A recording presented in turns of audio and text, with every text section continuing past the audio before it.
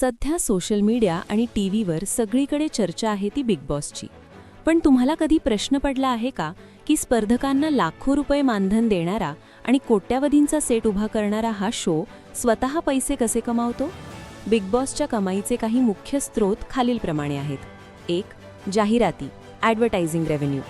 हा या शोच्या कमाईचा सर्वात मोठा मार्ग आहे. जेव्हा बिग बॉस टीव्हीवर प्रसारित होतो तेव्हा प्रत्येक ब्रेक दरम्यान दाखवल्या जाणाऱ्या 10 सेकंदांच्या जाहिरातीसाठी कंपन्यांकडून लाखो रुपये आकारले जातात. या शोची TRP जास्त असल्यामुळे कंपन्या जाहिरातींसाठी मोठी बोली लावतात. 2. प्रायोजकत्व, स्पॉन्सरशिप्स.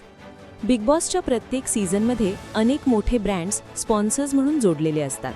यामध्ये प्रामुख्याने 3 प्रकारचे स्पॉन्सर्स असतात.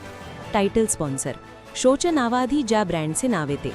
उदाहरण, Colors Marathi Bigg Boss. Powered by sponsor, जी शोला पाठबळ देतात. असोसिएट स्पॉन्सर, शोवरील छोटे मोठे भाग स्पॉन्सर करणारे. या बदल्यात घरात त्यांचे प्रॉडक्ट्स, उदाहरण साबण, पीठ, चहा पावडर वापरले जातात आणि त्यांचं ब्रँडिंग केलं जातं. 3. Brand integration. तुम्ही पाहिले असेल की घरातील स्पर्धकांना कधीकधी विशिष्ट ब्रँडचे टास्क दिले जातात किंवा एखाद्या नवीन उत्पादनाचे लॉन्चिंग घरात केले जाते. याला इन शो ब्रँडिंग म्हणतात. यासाठी हे ब्रँड्स चॅनलला मोठी रक्कम मोजतात. 4. वोटिंग आणि डिजिटल प्लॅटफॉर्म, वूट किंवा जिओ सिनेमा किंवा जिओ हॉटस्टार. आता प्रेक्षक केवळ टीव्हीवरच नाही तर मोबाईल ॲप्सवरही शो पाहतात. या ॲप्सवरील सबस्क्रिप्शन आणि तेथे दाखवल्या जाणाऱ्या जाहिरातींतून मोठी कमाई होते. तसेच वोटिंगसाठी वापरल्या जाणाऱ्या प्लॅटफॉर्ममुळे युजर एंगेजमेंट वाढते, ज्याचा फायदा चॅनलला होतो. 5. सोशल मीडिया आणि PR. Social media.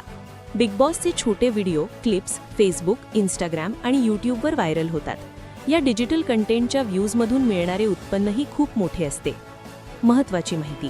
एका अंदाजानुसार बिग बॉसच्या एका हिंदी सीझनची कमाई 200 ते 300 कोटींच्या घरात असते. तर प्रादेशिक मराठी बिग बॉस देखील करोडोंची उलाढाल करतो. आपल्याला या शोमधील कोणत्या स्पर्धकाचा गेम सर्वात जास्त आवडतो?